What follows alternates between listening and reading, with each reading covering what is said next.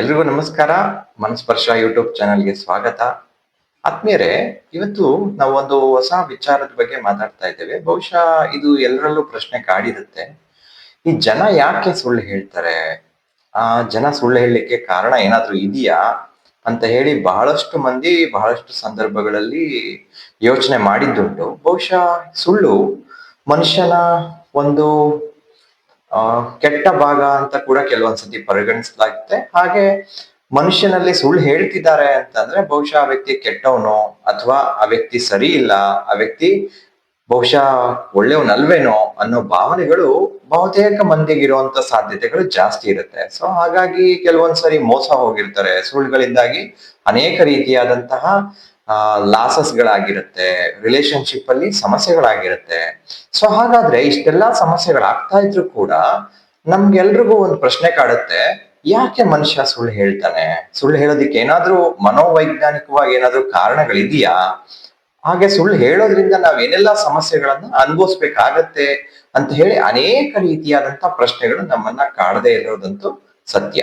So ಹಾಗಾಗಿ ಇವತ್ತು ಈ ಒಂದು ವಿಡಿಯೋ ಮುಖಾಂತರ ಯಾಕೆ ಮನುಷ್ಯ ಸುಳ್ಳು ಹೇಳ್ತಾನೆ ಅನ್ನೋದನ್ನ ಒಂದು ವೈಜ್ಞಾನಿಕ ದೃಷ್ಟಿಕೋನದಲ್ಲಿ ನೋಡೋಣ ಅನ್ನೋದು ನನ್ನ ಅಭಿಪ್ರಾಯ. ಸೊ ಹಾಗಾಗಿ ಯಾಕೆ ಸುಳ್ಳು ಹೇಳ್ತಾರೆ? ಬಹುಶಃ ನೋಡಿರ್ತೀವಿ, ಸುಳ್ಳು ಅಂತ ಬಂದಾಗ ಸುಳ್ಳು ಹೇಳೋದು ಸುಲಭ, ಆದ್ರೆ ಆ ಸುಳ್ಳನ್ನ ಮ್ಯಾನೇಜ್ ಮಾಡುವಂಥದ್ದು ಬಹಳ ಕಷ್ಟ. ನೋಡಿರ್ತೀರಿ, ಪಾಪ ಯಾವ್ದೋ ಒಂದು ಅನಿವಾರ್ಯ ಕಾರಣಕ್ಕೋ ಅಥವಾ ಇನ್ನೊಂದೇನೋ ಪರಿಸ್ಥಿತಿಗೆ ಕಟ್ಟುಬಿದ್ದು ವ್ಯಕ್ತಿ ಸುಳ್ಳನ್ನ ಹೇಳ್ಬಿಡ್ತಾರೆ. ಬಟ್ ಆದ್ರೆ ಆ ಸುಳ್ಳನ್ನ ಮುಂದುವರೆದು ಮ್ಯಾನೇಜ್ ಮಾಡೋದಿದೆಯಲ್ಲ, ಅದಕ್ಕೆ ಪಡುವಂತ ಹರಸಾಹಸವನ್ನ ನಾವೆಲ್ಲರೂ ಕೂಡ ನೋಡಿದ್ದೇವೆ. ಕೆಲವೊಮ್ಮೆ ಎಲ್ಲರೂ ಕೂಡ ಸುಳ್ಳನ್ನ ಹೇಳಿದ್ದೇವೆ. ಸೊ ಹಾಗಾದ್ರೆ ಯಾವೆಲ್ಲ ಕಾರಣಗಳಿಂದ ನಾವುಗಳು ಸುಳ್ಳನ್ನ ಹೇಳ್ತೇವೆ? ಹಾಗೆ ಜನ ಯಾಕೆ ಹೆಚ್ಚಿನ ಸುಳ್ಳಿಗೆ ಮನ್ನಣೆಯನ್ನ ಕೊಡ್ತಾರೆ, ಯಾಕೆ ಸುಳ್ಳನ್ನ ಹೇಳ್ತಾರೆ ಅಂತ ಹೇಳಿ ನೋಡ್ತಾ ಹೋಗೋಣ. ಸುಳ್ಳು ಇವತ್ತು ನೆನ್ನೆದಲ್ಲ. ಬಹುಶಃ ನೀವೆಲ್ಲರೂ ಗಮನಿಸಿದ್ದೀರಿ, ಕಥೆಗಳಲ್ಲಿ, ಪೌರಾಣಿಕ ಕಥೆಗಳಲ್ಲೆಲ್ಲ ಸತ್ಯ ಹರಿಶ್ಚಂದ್ರನ ಒಂದು ಪಾತ್ರವನ್ನ ನಾವೆಲ್ಲರೂ ನೋಡಿದ್ದೇವೆ. ಸತ್ಯ ಹರಿಶ್ಚಂದ್ರ ಸುಳ್ಳನ್ನೇ ಹೇಳಿದಂತಹ ವ್ಯಕ್ತಿ.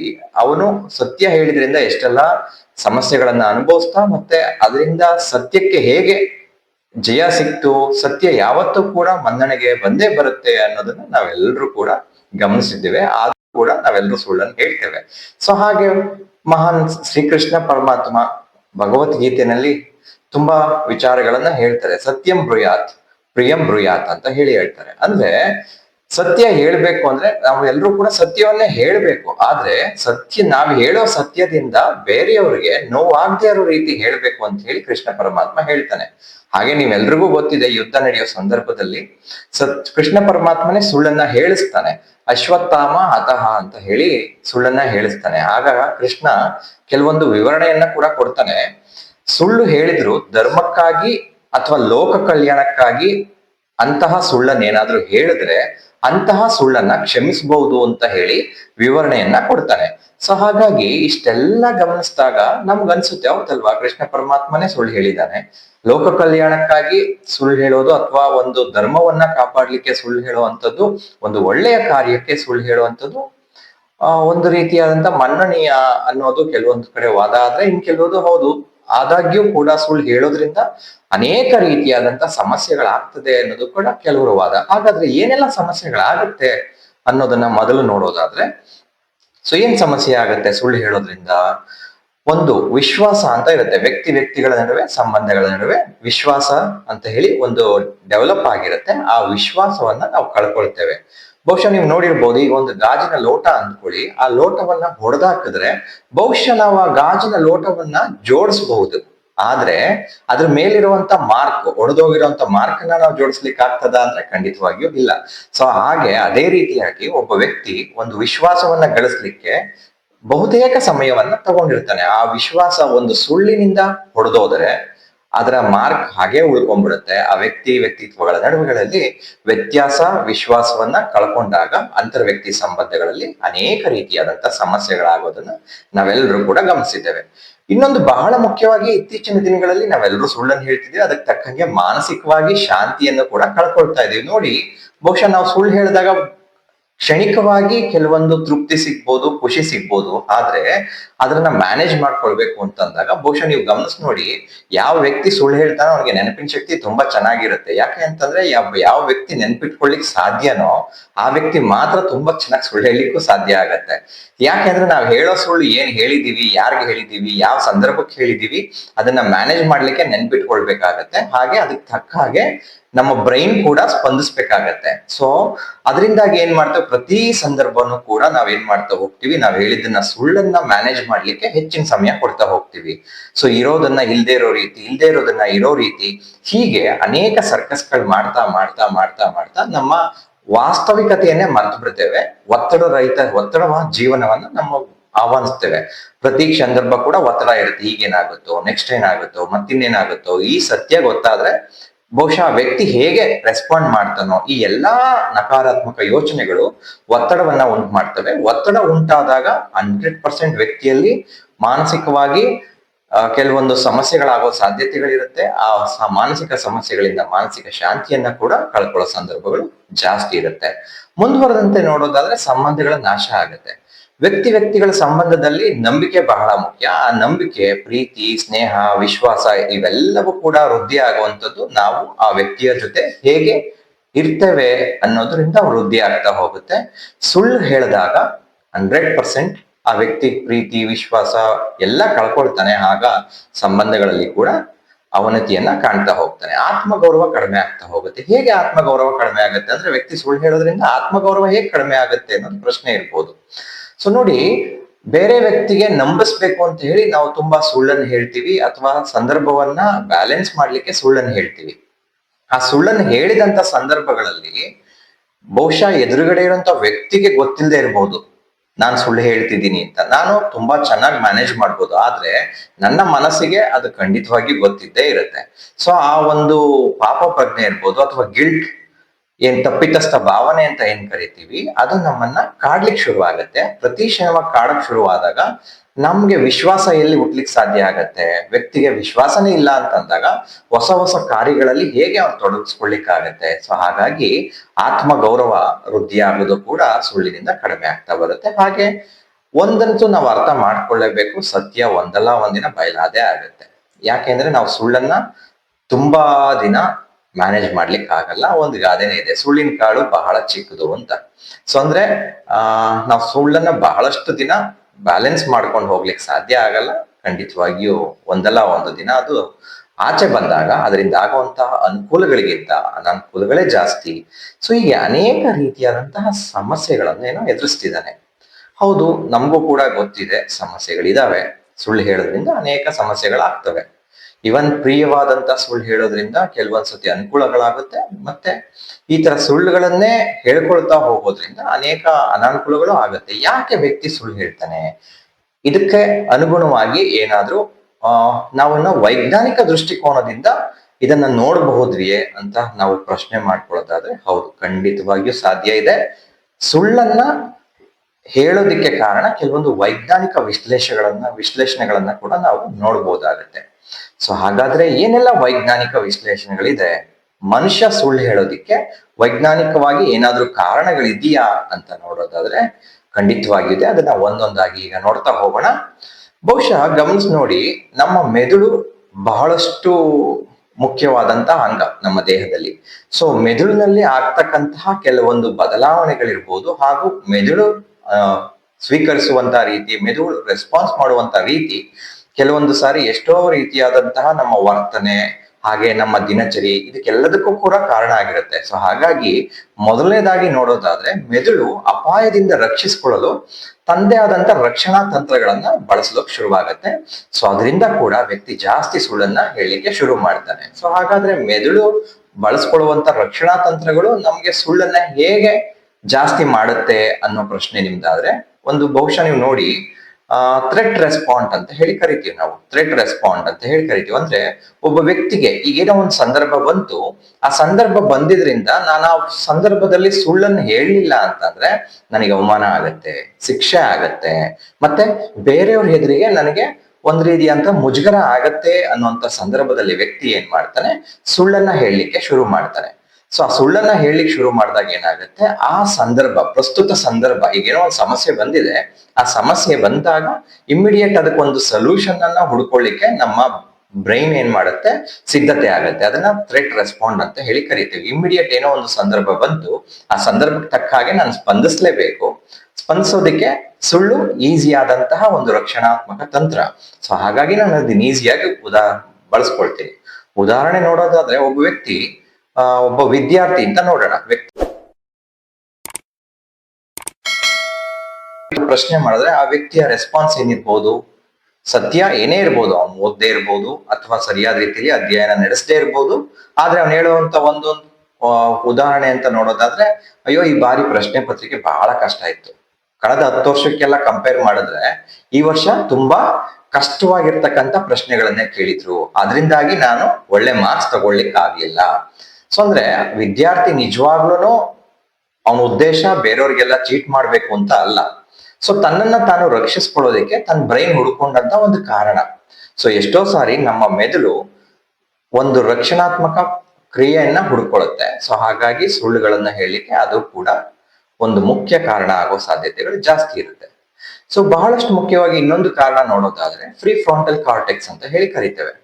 ಸೊ ಫ್ರೀ ಫ್ರಾಂಟಲ್ ಕಾರ್ಟೆಕ್ಸ್ ಅನ್ನುವಂಥದ್ದು ಮೆದುಳಿನಲ್ಲಿ ಒಂದು ಭಾಗ ಆಗಿರ್ತದೆ. ಇದನ್ನ ನಾವು ಮೆದುಳಿನ ಭಾಗದಲ್ಲಿ ಇರತಕ್ಕಂಥ ಒಂದು ಸಿಇಒ ಅಂತಾನೆ ಹೇಳಿ ಕರಿತೀವಿ. ಅಂದ್ರೆ ಮೇನ್ ಫಂಕ್ಷನ್ಸ್ ಏನಿರುತ್ತೆ ಒಂದು ಫ್ಯಾಕ್ಟರಿ ಅಥವಾ ಒಂದು ಕಂಪನಿಗಳಲ್ಲಿ ಸಿಇಒ ಹೇಗೆ ಹೆಡ್ ಇರ್ತಾರೋ, ನಮ್ಮ ಮನುಷ್ಯನ ಮೆದುಳಿನಲ್ಲಿ ಪ್ರಿಫ್ರಾಂಟಲ್ ಕಾರ್ಟೆಕ್ಸ್ ಅನ್ನೋದು ಕೂಡ ಒಂದು ಮುಖ್ಯವಾದಂತಹ ಭಾಗ.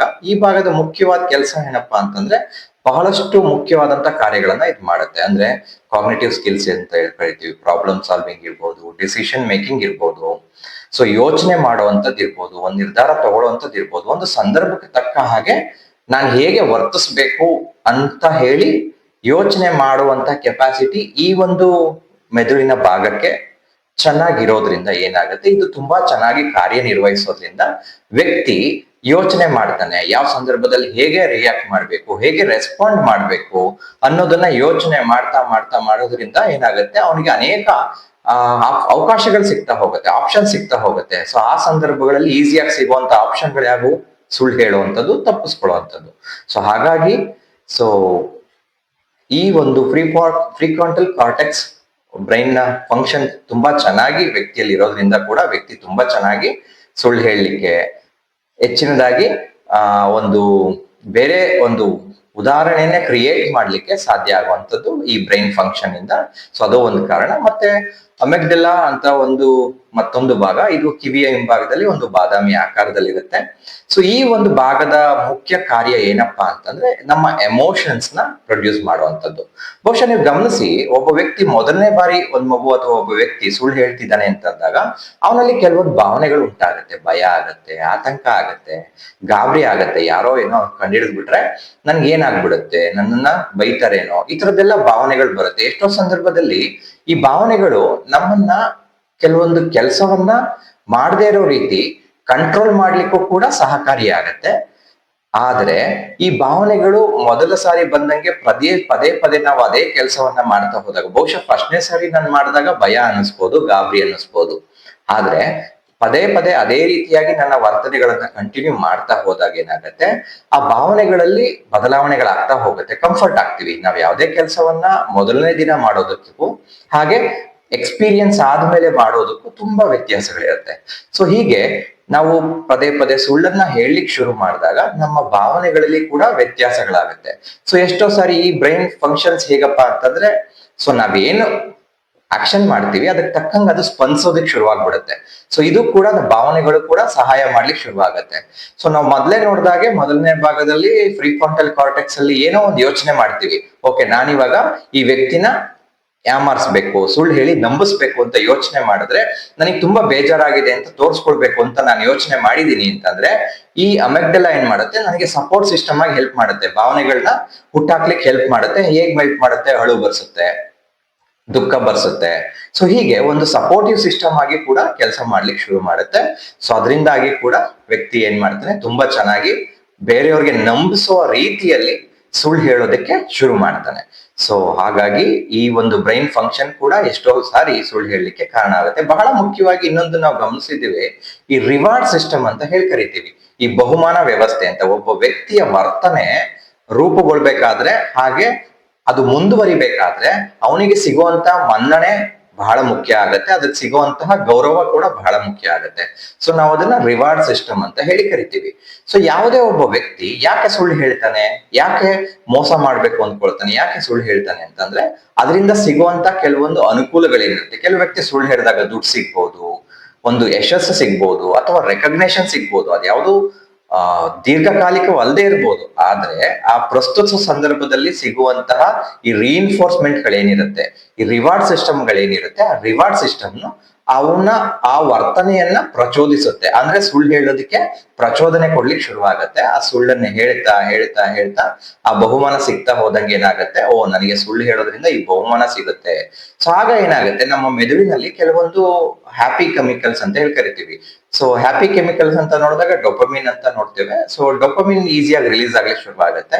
ಸೊ ನಾವೇನೇ ಪ್ರತಿ ಸಂದರ್ಭದಲ್ಲಿ ಕೆಲಸ ಮಾಡಿದಾಗ ಅದಕ್ಕೆ ಬಹುಮಾನ ಸಿಕ್ತಾಗ ನನಗೆ ಖುಷಿ ಆಗುತ್ತೆ. ಯಾಕೆ ಖುಷಿ ಆಗುತ್ತೆ, ನನ್ನ ಬ್ರೈನ್ ನಲ್ಲಿ ಉಂಟಾಗುವಂತ ಕೆಲವೊಂದು ರಾಸಾಯನಿಕ ಕ್ರಿಯೆಗಳಿಂದ. ಸೊ ಆ ಖುಷಿ ಸಿಕ್ಕಿದಾಗ ಖಂಡಿತವಾಗಿಯೂ ನಾನು ಆ ಕೆಲಸವನ್ನ ಬಿಡ್ಬೇಕು ಅಂತ ಆಗ್ಲಿ ಅಥವಾ ಅದನ್ನ ತಪ್ಪು ಅಂತ ಆಗ್ಲಿ ಯೋಚನೆ ಮಾಡೋದಿಲ್ಲ. ಸೊ ಅದನ್ನೇ ಮುಂದುವರಿಸ್ತಾ ಹೋಗ್ತೀನಿ. ಸೊ ಆ ಮುಂದುವರಿಸ್ತಾ ಹೋಗೋದ್ರಿಂದ ಹೆಚ್ಚಿನ ಖುಷಿ ಸಿಗ್ತಾ ಹೋಗುತ್ತೆ. ಸೊ ಆ ಖುಷಿ ಕೊಡೋ ಕೆಲಸಗಳನ್ನ ನಾನು ಬಿಡ್ಲಿಕ್ಕೆ ಸಾಧ್ಯನೇ ಆಗೋದಿಲ್ಲ. ಹಾಗಾಗಿ ಒಬ್ಬ ವ್ಯಕ್ತಿ ಸುಳ್ಳುಗಾರನಾಗಿ ಹೆಚ್ಚಿನ ಸುಳ್ಳನ್ನ ಹೇಳಲಿಕ್ಕೆ ಶುರು ಮಾಡ್ತಾನೆ. ಅವನಿಗೆ ಸಿಗುವಂತ ಕೆಲವೊಂದು ರೆಕಗ್ನಿಷನ್ ಮತ್ತೆ ರಿವಾರ್ಡ್ ಸಿಸ್ಟಮ್ ಕೂಡ ಕಾರಣ ಆಗುತ್ತೆ. ಮತ್ತೆ ಇನ್ನು ಮುಂದುವರೆದಂತೆ ಸಾಮಾಜಿಕ ಒತ್ತಡ. ಬಹುಶಃ ನೀವು ಗಮನಿಸಿ ನೋಡಿ, ಸಮಾಜದಲ್ಲಿ ವ್ಯಕ್ತಿ ತನ್ನನ್ನ ತಾನು ಕೆಳಮಟ್ಟದಲ್ಲಿ ಇದೀನಿ, ಆಗ ನಿನಗಿಂತ ನಾನು ಕಡಿಮೆ ಇದ್ದೀನಿ ಅಂತ ಹೇಳಿ ಒಪ್ಕೊಳ್ಳೋದು ಬಹಳ ಕಷ್ಟ. ಸೊ ಹಾಗಾಗಿ ಏನ್ ಮಾಡ್ತಾನೆ, ಈಗ ಬಹುಶಃ ನನಗೆ ಸ್ಯಾಲರಿ ಕಡಿಮೆ ಬರ್ತಾ ಇದ್ರು ಕೂಡ ನಾನು ಹೇಳ್ಕೊಳ್ಬೇಕಾದ್ರೆ ಏನ್ ಮಾಡ್ತೀನಿ, ನಾನು ಇನ್ನೂ ಒಂದು 10,000 ಜಾಸ್ತಿ ಹೇಳಿರ್ತೀನಿ. ಸೊ 10,000 ಜಾಸ್ತಿ ಹೇಳಿರ್ತೀನಿ, ನನ್ನ ಹತ್ರ ಇಲ್ದೇ ಇರೋ ವಸ್ತುಗಳನ್ನು ಇದೆ ಅಂತ ಹೇಳಿ ಕೆಲವೊಂದ್ಸರಿ ಹೇಳ್ಬೇಕಾದಂತ ಸಾಮಾಜಿಕ ಒತ್ತಡ ಇರುತ್ತೆ. ಸೊ ಆ ಸಾಮಾಜಿಕ ಒತ್ತಡದಿಂದ ಏನ್ ಮಾಡ್ತೀವಿ, ನಾವು ಒಂದು ಇಂಪ್ರೆಷನ್ ನ ಕ್ರಿಯೇಟ್ ಮಾಡ್ತೀವಿ. ಸೊ ನಾನು ಅಂದ್ರೆ ಸಮಾಜದಲ್ಲಿ ಹೀಗೆ, ನಾನು ಅಂದ್ರೆ ನನ್ನ ಹತ್ರ ದುಡ್ಡಿದೆ ಅಂತ ಹೇಳಿ ನಾನು ಇಂಪ್ರೆಷನ್ ಕ್ರಿಯೇಟ್ ಮಾಡಿದ್ರೆ ನಾನು ಅದನ್ನ ಬ್ಯಾಲೆನ್ಸ್ ಮಾಡ್ಲೇಬೇಕು, ಇಂಪ್ರೆಷನ್ ಮ್ಯಾನೇಜ್ಮೆಂಟ್ ಮಾಡ್ಬೇಕು. ಸೊ ಆ ಇಂಪ್ರೆಷನ್ ಮ್ಯಾನೇಜ್ ಮಾಡುವಂತ ಸಂದರ್ಭಗಳಲ್ಲಿ ಇನ್ನೂ ಹೆಚ್ಚಾಗಿ ಸುಳ್ಳನ್ನು ಹೇಳಲೇಬೇಕಾಗುತ್ತೆ. ಯಾಕೆಂದ್ರೆ ವಾಸ್ತವದಲ್ಲಿ ನಾನು ಹಾಗಿರೋದಿಲ್ಲ. ಆಲ್ರೆಡಿ ನಾನೇನೋ ಒಂದು ಇಂಪ್ರೆಷನ್ ಕ್ರಿಯೇಟ್ ಮಾಡ್ಬಿಟ್ಟಿದ್ದೀನಿ ಒಬ್ಬ ವ್ಯಕ್ತಿ ಮುಂದೆ ಅಥವಾ ಒಂದು ಸಮಾಜದ ಮುಂದೆ.